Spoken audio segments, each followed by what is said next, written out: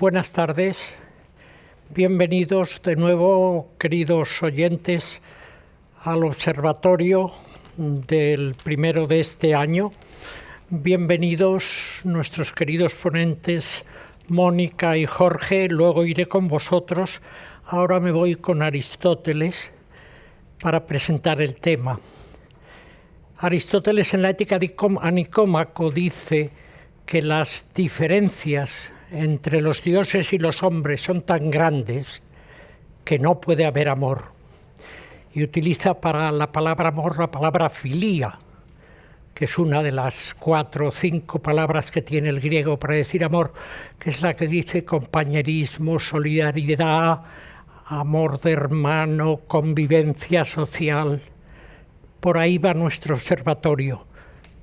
Nuestro director le ha puesto un título que es muy importante: Desigualdades, se entiende reducción de las desigualdades, bienestar social y, ligado con esto, políticas públicas, y ahí es donde vuelvo con mis queridos ponentes. Para llegar a esta reducción de desigualdades que produzca este bienestar social, tenemos que hacer políticas públicas.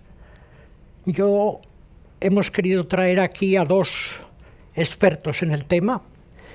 Es raro encontrar gente especializada, muy especializada en desigualdad. Los 2 ponentes que tenemos lo son. Ambos son académicos, ambos son profesores. Mónica ha sido profesora en el CENFI, Jorge ha sido y es profesor de Public Economics en la Complutense, pero ambos son investigadores, es decir, se han dedicado no a la clase magistral, sino a hacer estudios de investigación.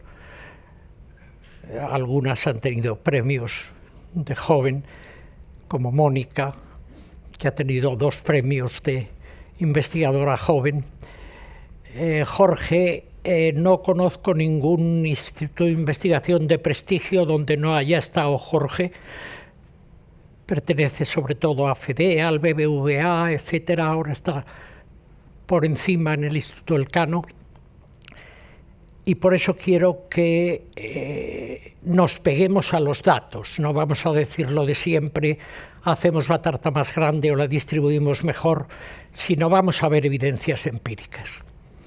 Y a partir de aquí empiezo a preguntarles, partiendo de una definición económica que todos intuimos de la distribución de la riqueza o de la renta personal o de colectivos, partiendo de esto, yo haría 2 grandes preguntas iniciales para encuadrar el tema. Una, al hombre de la investigación económica, a Jorge: ¿qué hace el mercado? ¿Cómo están los mercados?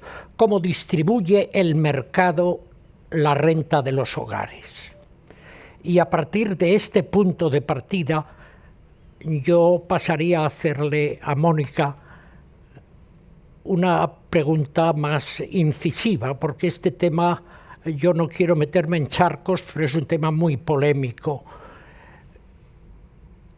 ¿Cuáles son las fundamentales líneas argumentales que nos apoyan la reducción de desigualdades?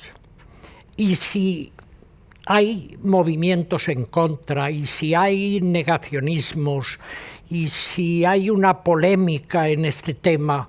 Esto es un tema que no debemos ni meternos en charco, pero tampoco rehuirlo, hacerlo con libertad. Por tanto, si te parece, Jorge, empezamos por ver el estatus de los datos y luego Mónica. Muy bien, muchas gracias. Primero agradeceros la invitación, a Rafa como director, a ti como moderador de esta estupenda sesión. Es un placer compartir este diálogo con Mónica y agradecer a la escuela. Bueno, es una pregunta que por tradicional, a mi juicio, y por habitual, no es sencilla, no es sencilla porque, entre otras cosas, la primera cuestión con la que me gustaría empezar es con el propio concepto de la medición de la renta de mercado, ¿no? No es algo sencillo. Durante años hemos venido trabajando fundamentalmente con la información que nos dan, encuestas a partir de prácticamente la primera década de los 2000 en los países de la Unión Europea y, bueno, y obviamente nosotros de la OCDE hemos incorporado la información de los registros administrativos tributarios que nos ayudan bastante a precisar la medición de la renta, pero nos dejamos una parte importante, ¿no? Yo aquí me gustaría, además el otro día compartí una comida con él y tal, con Gabriel Zuckman, el empuje que han hecho en Berkeley, Zuckman y Emmanuel Sáez por la idea de incorporar un componente de la renta, a mi juicio muy importante, como son las rentas societarias, ¿no? Realmente lo que terminamos nosotros reflejando en las... Seguimos llamándole encuestas, insisto, como la encuesta de condiciones de vida, que es la encuesta española del proyecto de Eurostat y USILC, ¿no? Pero claro, son rentas que proceden de registros administrativos. ¿Qué nos estamos dejando en buena medida? Bueno, pues una parte importante y sobre todo con un efecto distributivo tremendo, ¿no? Que es la parte de los beneficios no distribuidos por las sociedades, ¿de acuerdo? Siempre recuerdo un día una entrevista a Zuckerberg, ¿no? Donde presumía de no haber recibido prácticamente dividendos nunca de sus participaciones societarias porque no tenía necesidades de liquidez. Pero claro, esa renta está ahí. Y luego, bueno, hay otra parte importante, esto ya depende de cómo más o menos los sistemas fiscales en cada país explicitan los rendimientos, las rentas del capital, bueno, pues las rentas que llamaríamos congeladas, que están en las instituciones de inversión colectiva como fondos de inversión. Todo eso en una encuesta normal no se captura porque al no explicitarse ese rendimiento no está. Nosotros en FEDEA, en el Observatorio sobre el Reparto de Impuestos y Prestaciones, es un tax benefit que vengo haciendo con mi compañero Julio López Laborda de Zaragoza y con una compañera analista en FEDEA, Carmen Marín, lo que hacemos es seguir un poco una propuesta que acaban de publicar hace poco en el enviar Zuckman y Sáez para imputar esas rentas societarias. Cuando hacemos esto en la renta de mercado, ¿qué pasa? Pues que nos encontramos que hay una concentración muy importante de ellas en el top 1%, ¿no? Y esto lo que me va a llevar es a explicar una parte importante de la desigualdad en esta renta primaria de mercado previa a la intervención del sector público. Muy breve, ¿cómo es esa distribución de esta renta de mercado? Bueno, si dividimos a todos los hogares en quintas partes, en quintiles, el primer quintil, la presencia de rentas del trabajo es pequeña, apenas llega al 25%, porque cerca de un 70% de su renta procede de prestaciones monetarias. Es decir, no es renta de mercado, ya sería la renta bruta, y ya actúa el sector público fundamentalmente con pensiones, fundamentalmente de supervivencia, jubilación, orfandad, viudedad, etcétera, y el 25% son rentas del trabajo. A partir de ese 20% de hogares más pobres, hasta prácticamente el 99% de los hogares, las rentas salariales se van abriendo espacio. Llegan a tener casi un 70% de presencia, 77% en el centil 99 dentro de toda la renta. Ya en el penúltimo centil, este 99, ya las rentas del capital ya están cercanas a un 10%, pero es que cuando saltamos al top 1% estamos hablando que de cada 100 puntos de renta, 63 pertenecen a rentas del capital. Esto obviamente impone una desigualdad muy grande sobre la que luego el sistema redistributivo público, tanto por el lado de los impuestos como por el de las prestaciones, va a tener que hacer un esfuerzo importante por reducirlo. Yo terminaría aquí mi primera intervención para no agotar más tiempo. Muy bien, pues... ¿Te parece? Sí. Ante esta situación, ¿qué debe hacer? ¿Cuál es la actuación pública, la política pública? Si quieres, respondo primero a la pregunta anterior que me decías sobre las consecuencias negativas. Bueno, y antes de eso, pues agradeceros la invitación. Es un placer estar aquí hablando de este tema tan importante y bueno, también os agradezco tremendamente poner el foco en estas cuestiones que creo que son de vital importancia para el mundo, pero también para países como el nuestro. Yo quería también empezar con una reflexión sobre cómo también la ciencia económica ha evolucionado en los últimos años, ¿no? Yo me acuerdo cuando estudié la carrera de economía, una de las primeras cosas que te enseñaban, ¿no?, es que hay un trade-off, ¿no?, una tensión entre la eficiencia y la equidad, ¿no? Que normalmente políticas que te mejoran una distribución de la renta más igualitaria tienden a ser más ineficientes, ¿no? El ejemplo estándar son los impuestos, en el cual si tú pones impuestos muy altos, pues eso desincentiva el esfuerzo, desincentiva al trabajo y eso genera unas ineficiencias, ¿no? Pero es verdad que toda esa narrativa y toda esa perspectiva de la ciencia económica venía mucho de unas sociedades después de la caída del muro de Berlín, ¿no?, sociedades postsoviéticas donde se había visto un modelo económico que podía haber parecido prometedor, pero había generado unas ineficiencias terribles y eso plasmó en gran medida el pensamiento económico, ¿no? Pero es verdad que de un tiempo a esta parte la ciencia económica está virando más hacia poner de relieve las grandes ineficiencias que conlleva el tener estructuras de asignación de ingresos muy desiguales por muchos ámbitos, ¿no? Y por ejemplo, hay un reciente libro, bueno, hace un par de años, de Dani Rodrik y Olivier Blanchard, Combating Inequality, que os recomiendo encarecidamente que leáis, porque es una gran revisión de la literatura sobre la desigualdad, políticas para luchar contra la desigualdad y demás, pero parte de reconocer que, aunque no se ha generalizado y lógicamente en la disciplina económica, como en muchas otras, hay debate y hay diversidad de opiniones, pero cada vez el consenso es mayor de los economistas que ponen de relieve las ineficiencias que conlleva distribuciones de la renta muy desiguales. Podemos poner o clasificar, me gusta clasificarlas en tres grandes bloques, ¿no? Un bloque sería lo que hemos aprendido del campo de desarrollo económico, de historia económica y de economía política en la historia de la humanidad, que es que cuando hay países con una quizá esto es un poco más, nos puede parecer un poco más alejado, ¿no?, del contexto de nuestras economías, estoy pensando más en países en vías de desarrollo, ¿no? Pero cuando hay una distribución de la renta muy desigual o hay unos recursos económicos concentrados en manos de muy pocas personas, esto genera que estos grupos que capturan el poder económico y político tienen incentivos a mantener estas estructuras políticas de captura del poder para seguir acumulando recursos, ¿no? Es la narrativa de las élites extractivas de Robinson y Daron Acemoglu, ¿no? Que genera estos incentivos perversos a la hora de seguir manteniendo el poder para seguir perpetuando estructuras políticas y económicas que siguen acumulando renta en manos de unos pocos. Entonces, las sociedades afortunadamente avanzadas, democráticas, como es la nuestra, podría parecer que estamos alejados de esa fuente de desigualdades, ¿no? Aunque, bueno, si miramos un poco atrás en nuestro pasado histórico, sí que podríamos pensar que eso no estaba tan alejado. Pero sí que es verdad que una parte de la economía, de la ciencia económica, también está poniendo de relieve cómo, por ejemplo, la concentración empresarial en pocas empresas puede generar también distorsiones en el sistema y tender más a la concentración empresarial, limitando al final la competencia entre diferentes sectores o con emprendedores, que al final es lo que nutre el crecimiento económico.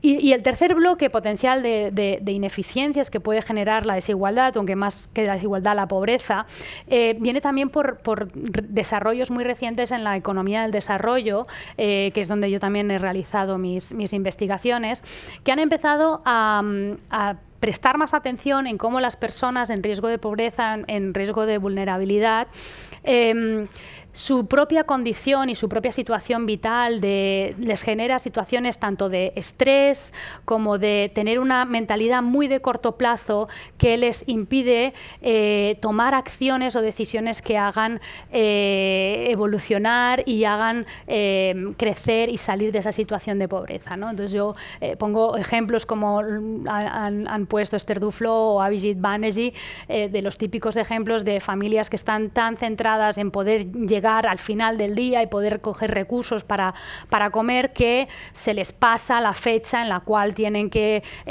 inscribir a sus hijos para vacunarse o para coger una beca de comedor, o ese tipo de cuestiones que hace que al final pierdan oportunidades de progresar, ¿no?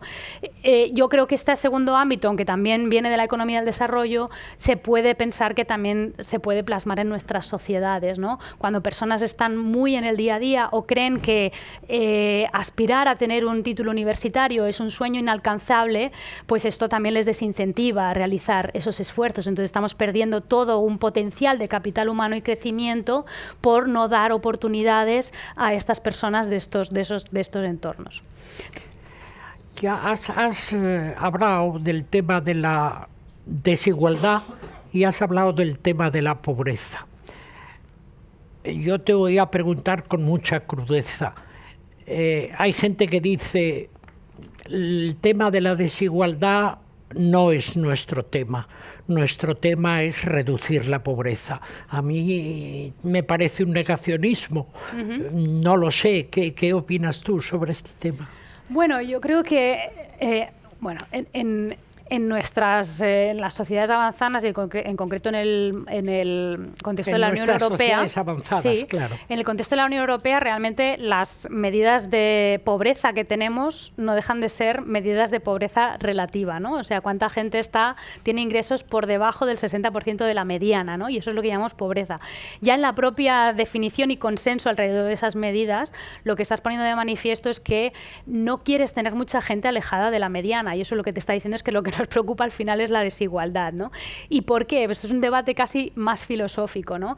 Pero sociedades en las cuales la inmensa mayoría de las personas pues tiene una casa, tiene un coche, se puede ir de vacaciones, que tú tengas solo para comer y vestirte de mala manera, estas personas, aunque sean 1000 veces más ricas que el más pobre de Bangladesh, no les deja de generar una sensación y una situación vital y una incapacidad de tener una vida plena y realizada, que creemos que esto es en sí una situación de exclusión social y de pobreza, ¿no? Entonces, yo soy partidaria de tener diferentes métricas. Creo que también hay que medir la pobreza absoluta, tanto como la pobreza relativa, pero yo creo que ambas cosas nos tienen que preocupar. Quiero decir que no, desde un punto, de nuevo, esto es quizá algo más filosófico, ¿no?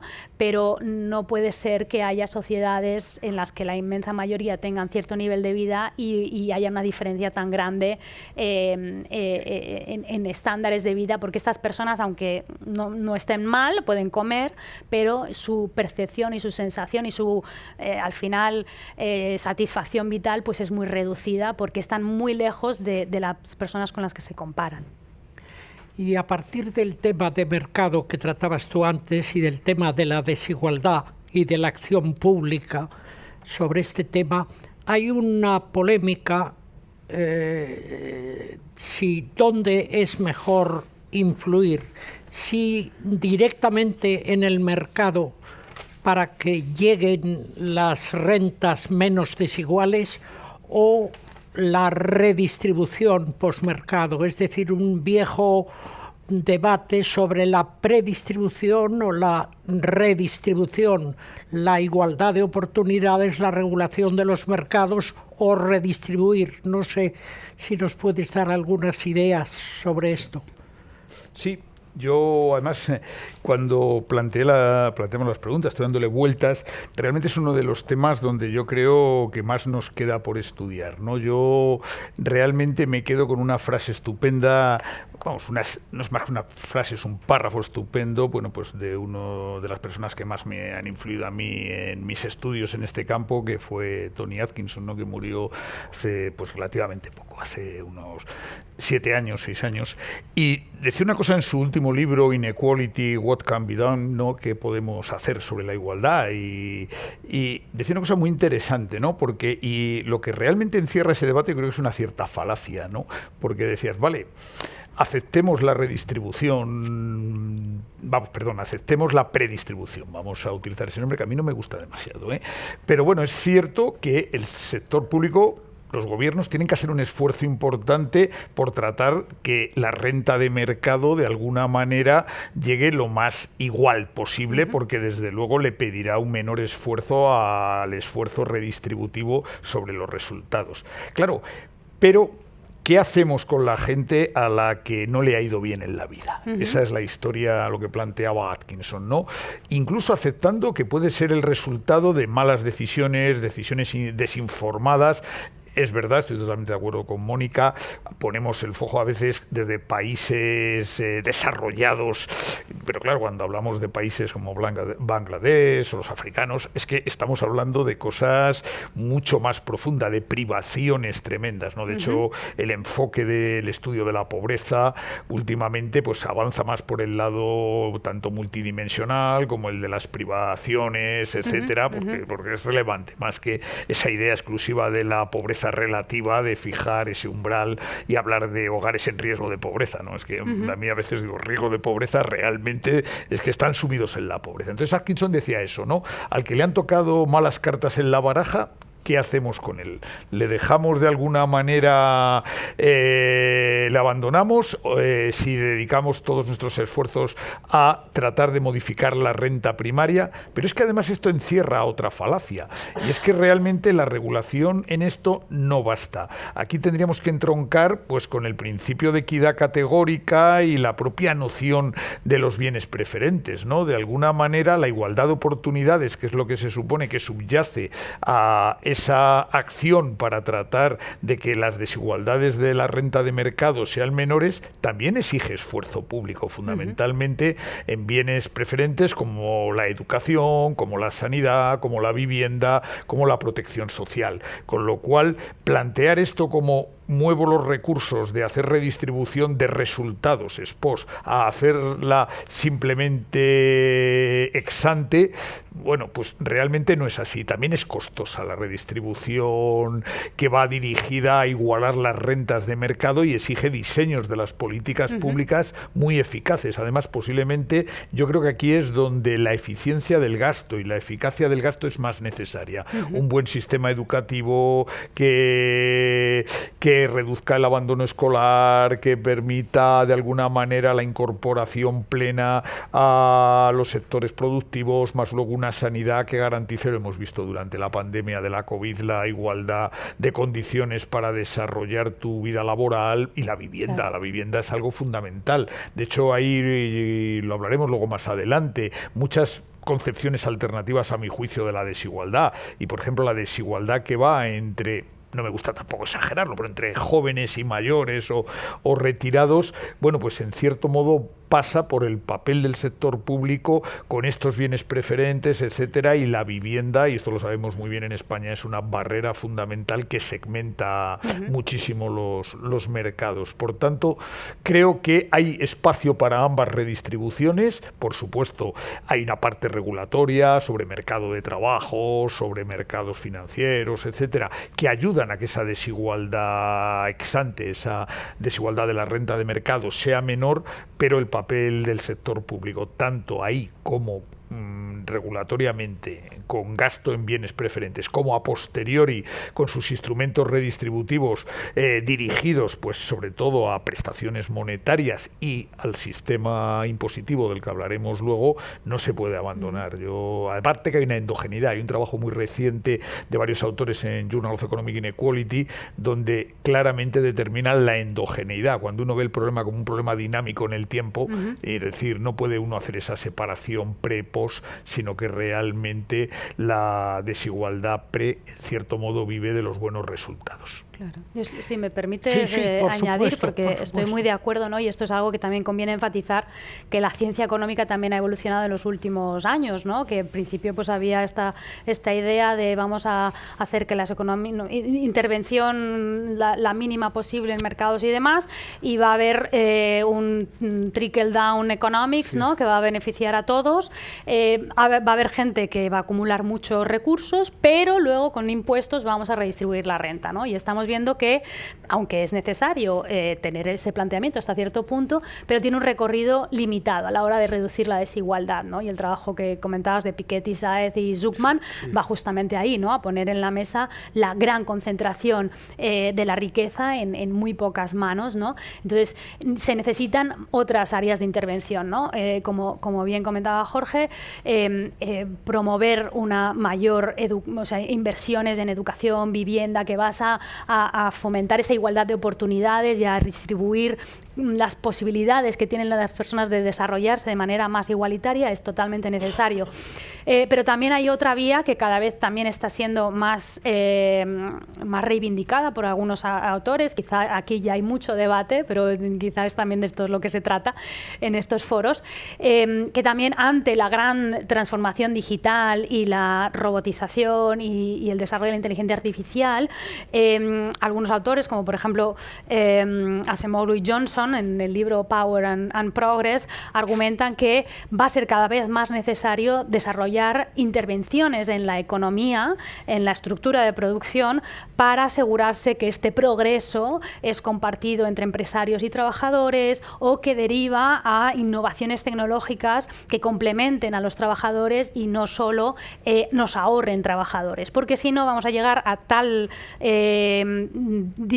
situación de desigualdad que no va a haber sistema fiscal que lo redistribuya, ¿no? Entonces yo creo que este es otro ámbito quizá donde hay menos consenso, pero que es, de mi opinión, de primordial interés que se ponga sobre la mesa y que como sociedades pensemos y debatamos en hasta qué punto intervenir, cómo, y siempre, claro, el riesgo es que se intervenga mal, ¿no? Entonces por eso yo también creo que es muy importante reivindicar la robustez de la ciencia económica y de otras ciencias sociales a la hora de diseñar buenas intervenciones que al final pues promuevan una distribución, o sea, un progreso más compartido entre diferentes partes de la sociedad. Es curioso, hay una especie de regresión del excesivo neoliberalismo, de aquellas ideas del consenso de Washington, que fue Dominique Strauss-Kahn con Olivier Blanchard el que se cargó aquella idea del consenso de Washington, no lo olvidemos, pero se me ha olvidado decir al principio en la presentación que Mónica, con su cara de niña, es secretaria general del Ministerio de Inclusión, es decir, del tema que nos ocupa.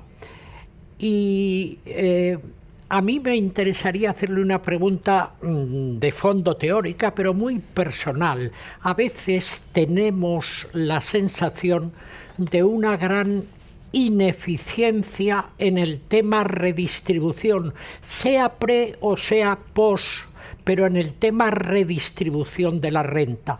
Como en el fondo en todas las políticas públicas no las sometemos a valoración, no las sometemos a examen. ¿Qué piensas tú hacer? ¿Basarte en la evidencia empírica? Cuéntanos algo de qué, tú que vas a estar en el ajo de este tema, ¿qué es lo que piensas hacer para más eficiencia en este aspecto? Pues muchas gracias por la pregunta. Yo lo voy a intentar con todo mi esfuerzo y ahínco. Es verdad que, mi Secretaría General, una de las grandes prestaciones que surgió de este equipo y que vamos a seguir impulsando es el ingreso mínimo vital, que lógicamente pues es una herramienta con un potencial enorme para reducir la desigualdad, la exclusión social, pero que a su vez pues también es verdad que estamos detectando áreas o espacios de mejora, ¿no? Entonces, llevo escaso un mes en el puesto, entonces no puedo desvelar grandes cambios, más que trasladar que estamos en un proceso de evaluación y análisis muy riguroso, muy detallado, un proceso de escucha con muchos diferentes ámbitos para lo que tú dices, desde la evidencia, desde el rigor, proponer soluciones y mejoras, ¿no? Creo que esto es algo que sin duda yo quiero plasmar en el tiempo en el que tenga esta responsabilidad, ¿no? Que se tiene que hacer muchas veces las mejoras, pues tienen que surgir de un análisis muy detallado y exhaustivo con toda la evidencia científica, y esto son cosas que no son ideas de la noche a la mañana, ¿no? Son cosas muy pausadas. Entonces, en eso me centraré en los próximos Mucho años. ánimo, Jorge. Volvemos a tu análisis anual que haces para FEDEA sobre el reparto de los impuestos y de los gastos, sobre el efecto que tiene sobre los hogares. Hay distintos tipos de fuentes redistributivas y en vuestro análisis anualmente vais dando cuenta de cuál es el efecto relativo de cada una de esas fuentes, y de la educación, de la sanidad, de las pensiones, de los impuestos, etcétera. Quizá puedes ilustrarnos un poco para saber por dónde aprieta el zapato, por dónde hay que incidir, qué es lo que da la evidencia empírica de las políticas redistributivas o las políticas. Sí, bueno, la verdad es que además estamos ahora mismo prácticamente con el pastel recién sacado del horno. Acabamos de publicar el 8º informe, que ya, pues cubrimos ya la serie completa de 2013 a 2021, que ya es el segundo año de pandemia, lo que permite ver cosas interesantes, incluida el efecto que está teniendo el ingreso mínimo vital sobre los 2 primeros quintiles y sobre todo con la aplicación gradual, igual que en 2020 se notaba poco, prácticamente arrancó después del verano del 20, pero ya en 2021 se ve y pasa a ser de las otras prestaciones monetarias, pues posiblemente la concentrada en los 2 primeros quintiles que se percibe un poquito más. Pero bueno, a ver, este es un proyecto que hemos ido construyendo. Empezamos de una forma muy artesanal. Julio López, que es catedrático de Economía Pública en Zaragoza, y Carmen Marín, que es analista de investigación en FEDEA, al hilo también de la tesis doctoral de Carmen, que empezó a hacer con nosotros, y bueno, ya es doctora. Y empezamos, y bueno, nos daba mucha envidia ver el tax benefit que tenía la Office for National Statistics de UK, del Reino Unido, ¿no? Entrabas y os invito a que entréis en la página web que tienen, y decías, bueno, es total. Y empezamos un poco, y claro, con un problema añadido, y es que en España, la mayor parte de países de la Unión Europea, salvo, bueno, ahora ya no está el Reino Unido e Irlanda, las encuestas de hogares con ingresos y las encuestas de hogares con consumos no son las mismas. En Estados Unidos sí, pero claro, ¿cuál es el problema? Que tuvimos que desarrollar todo un proceso de fusión estadística, en este caso paramétrica, con econometría en varias etapas, para poder poner las cestas de consumo y el nivel de gasto de los hogares en los hogares, los hogares de la encuesta de ingresos, que es la que coordina Eurostat en la USILC. Y claro, ¿por qué? Porque nuestro reto era, que es algo que normalmente no se hace, ver en el tema de los impuestos, por ejemplo, no solo el impacto distributivo de los impuestos directos, sino también de los indirectos, que además por su estructura regresiva lo que terminan haciendo es restar capacidad distributiva al sistema impositivo total.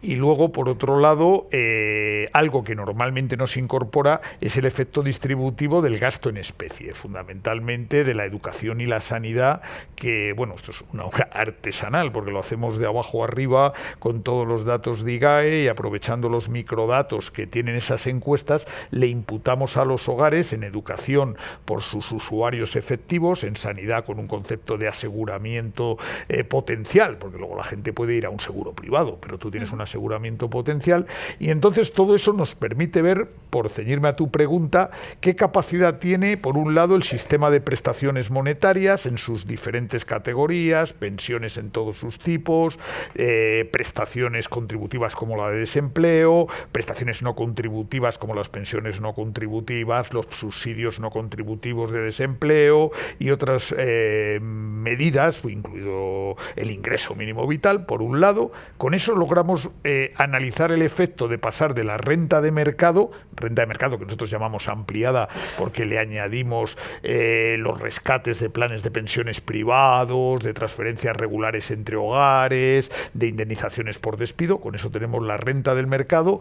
Todas esas prestaciones cambian la desigualdad hasta llegar a la renta bruta, sobre la que caen los impuestos, incluidas las cotizaciones sociales, que desde el año 2017 incorporan también las empresariales, las que hace el SEPE como empresario de los desempleados, más luego todos los impuestos, directos e indirectos, incluidos todos los especiales. Ya cubrimos prácticamente el total de impuestos que caen sobre los hogares.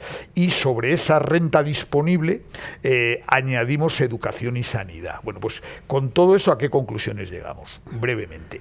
En este último informe, para el 2021, sobre 100 puntos de redistribución, el total más o menos que corrige el sistema de impuestos y prestaciones en España viene a ser un 35% de la renta de mercado ampliada.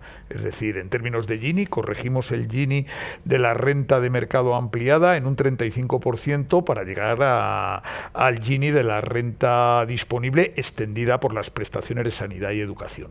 De ese 35%, si lo normalizamos a 100, 72 puntos lo consigue básicamente el sistema de prestaciones monetarias. Y de esos 72 puntos, para que nos hagamos una idea, 57 son las pensiones de jubilación, de viudedad y de orfandad. Es decir, 72 puntos. Otros 24 lo consiguen la educación y la sanidad, pero con una proporción de 3/4 la sanidad, 1/4 la educación. Cuando hablamos de eficiencia en las políticas públicas, yo creo que también tenemos que pensarnos a veces los propios esquemas de financiación de las políticas. A ver, yo soy un defensor, obviamente, de la universalización de la educación. Obviamente me creo la teoría del capital humano, no me gusta el sistema norteamericano de los préstamos, vive toda la sociedad endeudada, pero gente con niveles de renta relativamente altos. Conozco, que se viene a la cabeza un comentario de un colega que trabaja en el Fondo Monetario y me decía, es que estoy endeudado por mandar a mis hijos a la universidad, ¿no? No me gusta ese sistema, pero también es cierto que cuando analizamos por separado en todos los componentes, aunque no lo publicamos porque no nos cabe más, pero en los anexos estadísticos que colgamos en abierto lo tenemos todo por categorías de educación, la educación universitaria, la intervención pública es muy proporcional. Muy proporcional. Es decir, realmente el gasto en educación primaria y secundaria obligatoria es la que consigue el efecto redistributivo de la educación. ¿Esto con qué tiene que ver? Pues con una financiación que además cubre un porcentaje enorme del coste de producción de la educación universitaria, pero el sistema de becas yo creo que es mejorable en el diseño. Y luego en sanidad, pues sí, estamos obviamente en 3/4 partes, es decir, de esos 24 puntos, 17, 18 son de la sanidad. ¿Y qué me queda? Pues algo muy raquítico, un 4% para el sistema fiscal. Y entonces creo que luego vamos a hablar sobre ello, por qué tenemos ese comportamiento. A ver, el patrón habitual en casi todos los países desarrollados es que el sistema fiscal viene a ser el culpable, a ser el responsable, pues entre un quinto, un cuarto, un 20-25% del total de redistribución. Pero es que en España estamos hablando de 4 puntos sobre 100. Es decir, en nuestro sistema tributario, a pesar del mandato del artículo 31.2 de la Constitución española, cuando habla de que debe de ser progresivo, lleva ya bastantes años muy cercano a la proporcionalidad. Quizás no sé si tú tienes algo más que añadir a esto. Bueno, solo añadiría agradecer a Jorge que haga este tipo de estudios, porque yo creo que este es el tipo de cuestiones que me parece primordial tener esta óptica generalizada sobre el sistema y ver hasta qué punto estamos redistribuyendo, porque es una manera, es una llamada, ¿no?, también de pensar en programas concretos que deberían redistribuir más, ¿no? Las becas universitarias es un gran ejemplo. Son becas que además tienen un límite de renta, un límite de patrimonio, pero por esa estructura de que las personas más pobres tienen dificultades en llegar a la universidad, no acabas llegando a los deciles más pobres de renta. Entonces, eso también es un llamamiento para centrarse en movilizar más recursos para apoyar más a esas familias de esos quintiles más bajos en que sus hijos y sus hijas puedan llegar al entorno universitario, ¿no? Yo creo que España tiene un diseño muy sólido de políticas públicas, pero yo creo que tenemos que ser valientes de ir un paso más allá en ciertas cosas para asegurarnos que el sistema redistribuye. Sin duda. Luego, a mí me ha llamado mucho la atención el tema del sistema fiscal, luego lo analizaremos un poco más en detalle, porque además es lo que llega más a la gente y estamos todo el día a vueltas con el patrimonio y las herencias y todo eso que está en boga y resulta que es un 4%, pero a mí me gustaría avanzar un poco en alguna cosa, Mónica, tú que eres más de análisis científicos, ¿qué hay de nuevo? Así como hemos visto antes que probablemente las políticas públicas no se basan mucho en la experiencia, la evidencia empírica.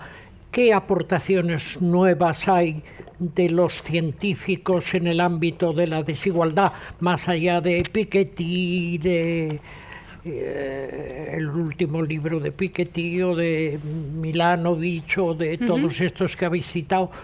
¿Hay algo interesante, importante en el ámbito científico? Sí, a ver, yo creo que más que contribuciones individuales que las hay, sin duda, yo creo que lo que también es muy a destacar es cómo esto está impregnando todos los ámbitos de la ciencia económica, ¿no? Por ejemplo, también desde comercio, ¿no?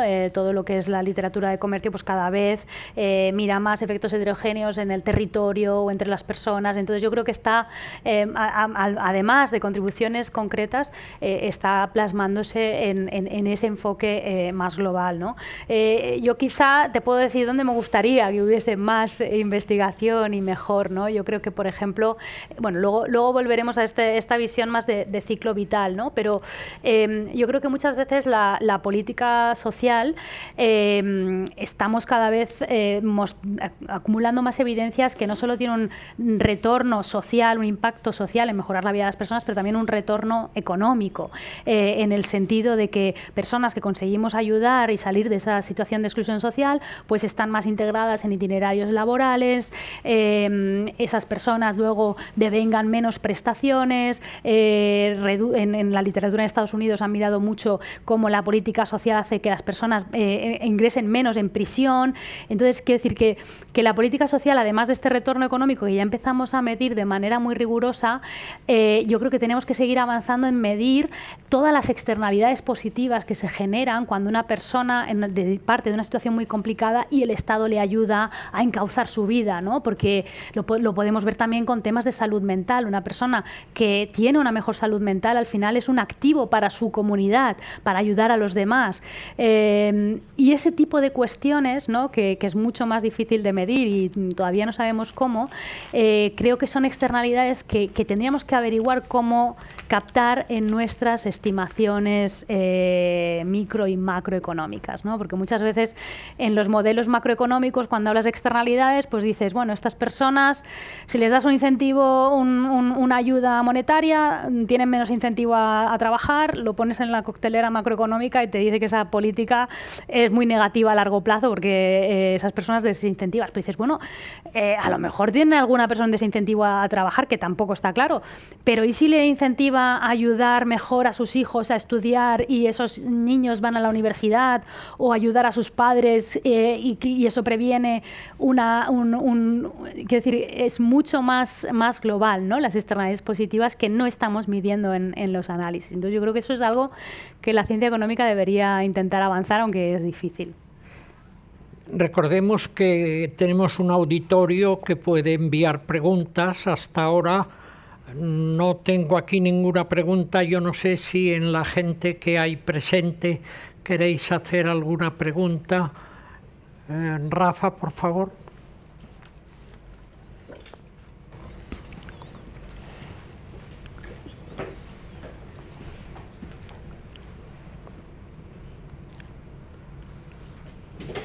Bueno, lo primero, felicitaros porque la conversación es magnífica sobre un tema sumamente importante, ¿no? O sea que enhorabuena por todo lo que habéis dicho y el sentido común que habéis puesto, ¿no? 4 frases muy rápidamente. Yo creo que el verdadero dilema es entre que hay políticas mejores y políticas peores, ¿no? Entre hacer bien las cosas o no hacerlas tan bien, o incluso hacerlas mal, ¿no? Se me ocurren muchos ejemplos y no estoy hablando de España, o sea, no estoy hablando a nivel mundial, ¿no? A nivel de, sobre todo, las economías avanzadas, pero también las economías en desarrollo, ¿no? Luego la segunda idea sobre la que he reflexionado también mucho es creo que, y esto sí que diría que es algo más particular de España, ¿no?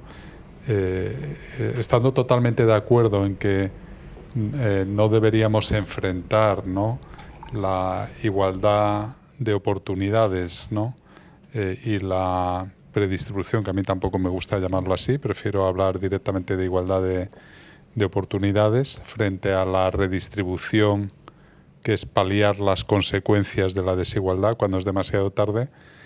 Creo que muchas sociedades, particularmente España, han puesto mucho más énfasis en lo segundo que en lo primero, siendo posiblemente, como muy bien decía Mónica y también Jorge, muy importante incluso más lo primero, porque paliar las consecuencias de personas que no han podido desarrollar todo su potencial, que no han podido adquirir el capital humano, es posiblemente más grave que darles una prestación que no...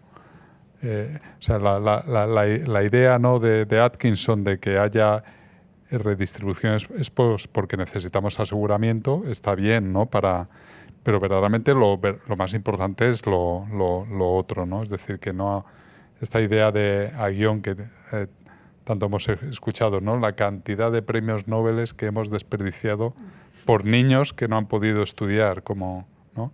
Y esto es particularmente grave en un país que está ahí siempre entre la última y la penúltima posición en fracaso escolar, personas que, o sea, es que es un problema tras otro, ¿no?, con unas elevadas tasas de desempleo, precariedad laboral, etcétera.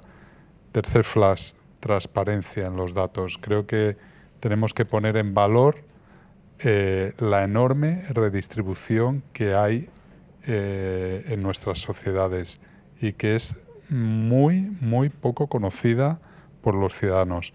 Trabajos como los de Jorge tienen una valía enorme porque empiezan a aflorar algo que la inmensa mayoría de la sociedad desconoce totalmente, que es cuánto aporta y cuánto recibe, ¿no? Y no hablo del Estado, prefiero hablar de la sociedad en general, ¿no? Cuánto aporta y cuánto recibe. Y esto me lleva al último flash, la importancia tan grande que tendría que, para que Jorge y compañía no hagan este tipo de trabajos en estas condiciones tan precarias, la importancia tan grande que tendría que hubiera una oficina pública de datos administrativos. De la misma manera que hoy exigimos a que cualquier compañía privada nos permita bajarnos, no quiero dar nombres, pero todos los conocéis, todo lo que saben de nosotros, ¿no? Las grandes empresas tecnológicas, ¿no? Con las que interaccionamos, ¿no? Que eso no lo podamos tener de las administraciones públicas, me parece que es gravísimo. Es gravísimo, primero porque desconocemos, ¿no? Cuál es nuestra interacción con las administraciones públicas, qué es lo que sabe la administración pública de nosotros, y segundo porque perdemos una enorme capacidad de mejorar nuestras políticas públicas, de transparencia, empezando por la transparencia, pero como muy bien decía Mónica, de mejorar nuestras políticas públicas, diseños como el del ingreso mínimo vital, el de las becas, prestaciones de desempleo, todo. Es que hoy en día se pueden hacer cosas magníficas si tuviéramos eso, posibilidad de tener todos los datos de las administraciones públicas centralizados de forma anónima, da igual que sean de la agencia tributaria, de la muestra continua de vidas laborales, de la seguridad social, de los ayuntamientos, de las comunidades autónomas, de cualquier tipo de prestación, de cualquier tipo de impuesto, de cualquier tipo de interacción que hayamos tenido con las administraciones públicas. Lo dejo ahí. Muchas gracias y enhorabuena de nuevo. ¿Tenéis algo que comentar? Yo, muy breve, sí, no puedo estar más de acuerdo contigo, Rafa, totalmente de acuerdo. Creo que España tiene un estado del bienestar, vamos a llamarle, no sé, si robusto, es decir, realmente los que ya tenemos algunos años y recordamos, el otro día se lo decía a mis alumnos, ¿no? En la facultad, dando clases de federalismo fiscal, ¿no? Digo, sobre todo les pedía que no fueran simplones, ¿no? Es decir, cuando alguien te dice que si suprime las comunidades autónomas se va a ahorrar 200.000 millones de euros, dices, a ver, no vamos a pagar médicos, no vamos a pagar maestros, no vamos a pagar profesores, no, estas cosas muy simplanas, no seáis simplones, ¿no? Hablo de alumnos de cuarto del grado en economía. Y entonces, claro, cuando uno ve todo eso, dices, bueno, tengo un estado del bienestar robusto. El problema es que hay que dar el paso a lo que tú dices, es decir, a que nuestras políticas públicas, tanto las que operan para conseguir igualdad de oportunidades, como las que operan sobre los resultados, Atkinson obviamente dice eso, pero dice, no, claro que por supuesto hay que hacer política para mejorar la igualdad de oportunidades, pero no son sustitutivas, ¿no? Es lo que él viene a decir, ¿no? Entonces yo creo que en España, mi valoración, ¿no? Y Mónica se ha dedicado a la evaluación de políticas y tal, y lo sabe, realmente yo creo que tenemos a veces problemas de diseño en las políticas. Yo que parte de mi vida la he pasado en la administración del Estado también, y bueno, por años, por viejo, me ha tocado enfrentarme a procesos importantes.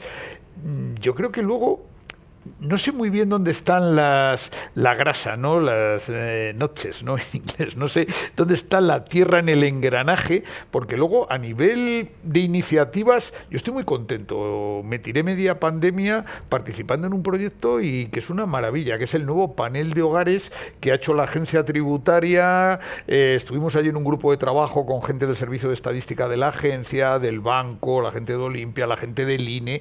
No lo hay en toda Europa. Yo hace 30 años, cuando iba por ahí fuera a los congresos, me daba una envidia de ver lo que hacían los nórdicos. Yo, por suerte, he participado, insisto, por años. Yo diseñé y desarrollé el segundo panel de microdatos de IRPF del IEF y tal, y vi el salto hacia el otro luego y digo, qué potencial tener un panel de hogares con 700.000 hogares que proyectas y sigues hogares, sigues personas y le incorporas todos los datos de registros tributarios. Y bueno, pues la idea que tenemos es de que luego, lo que tú has dicho, las administraciones, vamos a llamarle de gasto, incorporen esto. ¿qué problema hay con la informática que tenemos hoy en día? Y esa iniciativa está. Y yo creo que eso nos tiene que ayudar a diseñar las políticas y a evaluarlas.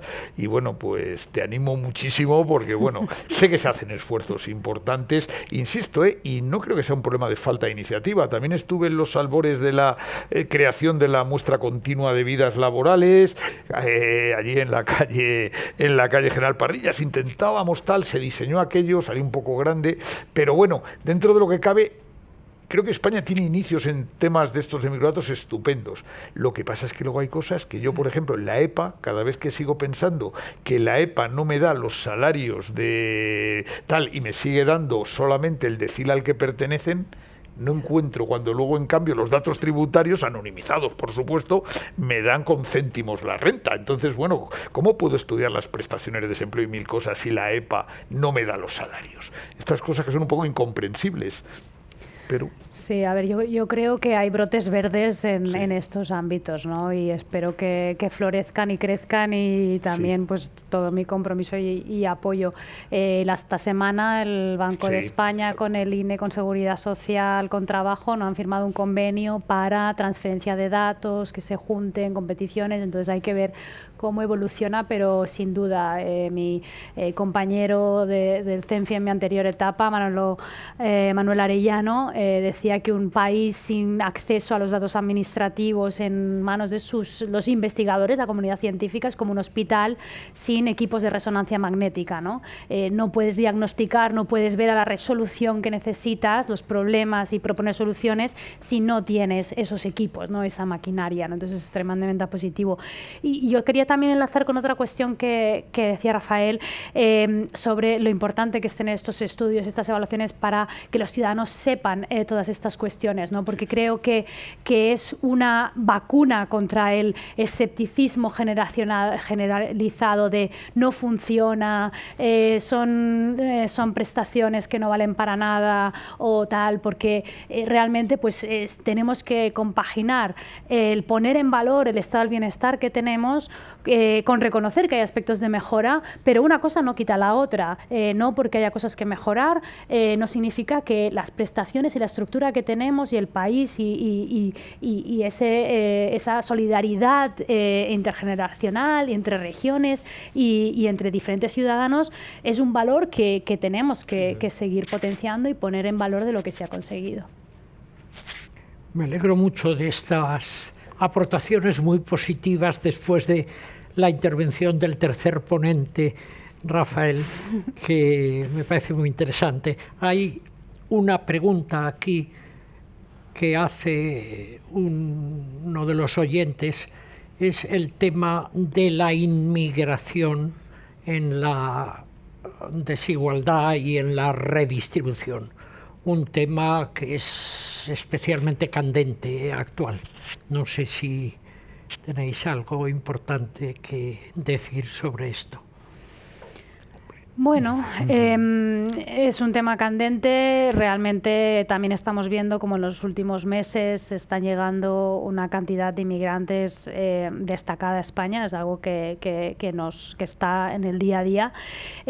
Yo creo que hay que buscar vías. O sea, también es verdad que por otro lado tenemos un reto demográfico en España muy importante, ¿no? Y es de crucial importancia poder generar tendencias demográficas que hagan que haya pues mayor natalidad y más personas activas, y también se detectan sectores de la economía donde hay falta de capital humano, de mano de obra. Entonces yo creo que hay que encontrar un balance para fomentar vías de migración regular, ordenada, que van a ser un activo para nuestro país, pero bueno, también es verdad que suelen ser colectivos de menor poder adquisitivo, y es una fuente que también es un reto, ¿no?, para el estado del bienestar y una tendencia hacia distribuciones más desiguales de la renta. Sí. A ver, es un tema apasionante. De hecho, bueno, aprovecho para adelantar que nosotros, aparte del informe anual que hacemos del TASBEN, de nuestro observatorio, vamos sacando también otro más o menos ya como unos subproductos, vamos a llamarle subproductos. Hemos hecho el año pasado uno sobre redistribución intergeneracional, el anterior sobre hogares en riesgo de pobreza, y ahora estamos en marcha precisamente con uno que para intentar meter la inmigración. El problema que tenemos es un problema de los datos aquí. Cuando profundizas en la encuesta continua y te cuesta identificar el hogar, si es de población inmigrante de primera, de segunda generación, del país de origen. Yo con esto me gustaría hacer una advertencia, es decir, y lo hablamos entre Julio y yo muchas veces, nos da un poco de miedo. Creo que el tema de la inmigración hay que tratarlo siempre en positivo, porque se presta mucho a los discursos absolutamente xenófobos, demagógicos, estos reciben más, estos reciben menos, y al final quien pierde, estoy totalmente de acuerdo con Mónica, es la sociedad española en su conjunto, porque obviamente hoy se daban las cifras del INE de población, estamos ya sobrepasando ampliamente los 48,6 millones de habitantes. Esto en gran medida supone un equilibrio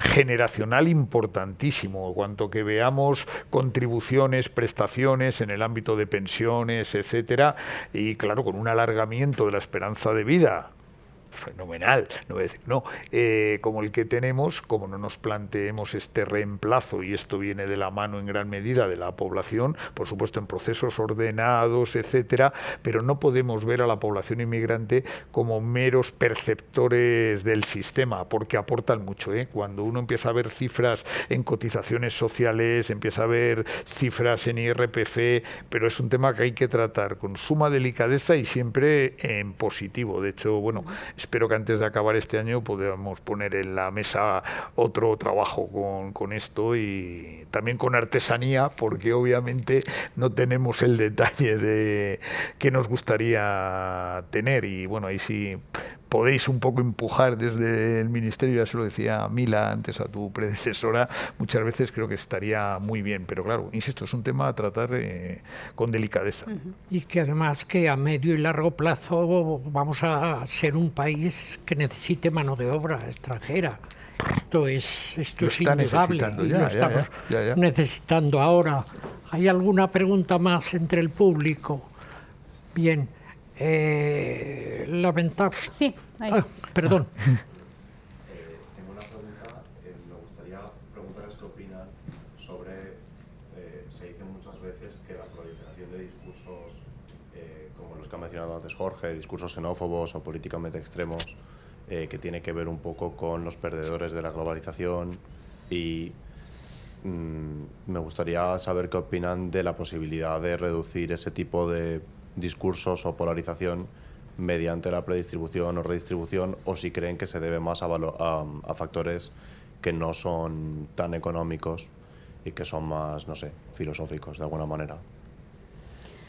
Pues es una buenísima pregunta. Pues uno de mis grandes proyectos de investigación, que está ahora en pausa por esta etapa, justamente iba a ir ahí, ¿no? En esa dirección, e intentar ver cuáles son las fuentes de ese desapego que muchas veces vemos en los ciudadanos con las instituciones.